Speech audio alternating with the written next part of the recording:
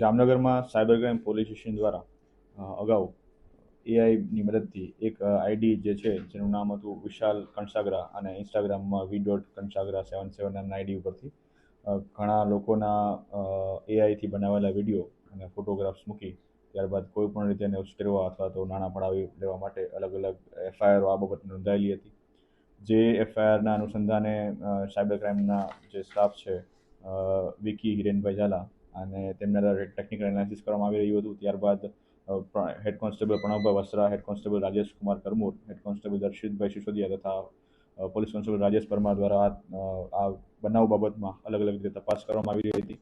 જેના અનુસંધાને જે કુલ 4 આરોપીઓ છે એમની અત્યાર સુધીમાં ધરપકડ કરવામાં આવી છે, અરેસ્ટ કરવામાં આવેલા છે. જેમાં પેલું નામ છે વિશાલ ઉર્ફે કાનુ, સન ઓફ હેમંતભાઈ ત્રિકમભાઈ કણસાગરા, એની અટક કરવામાં આવી છે. ત્યારબાદ પરસોત્તમભાઈ ઉર્ફે પસાભાઈ, સન ઓફ મહેન્દ્રભાઈ શામજીભાઈ પરમાર, ત્યારબાદ હેમંતભાઈ સન ઓફ ત્રિકમભાઈ હંસરાજભાઈ કણસાગરા અને રાજેન્દ્રસિંહ સન ઓફ ચંદ્રસિંહ તકુબા સોલંકી.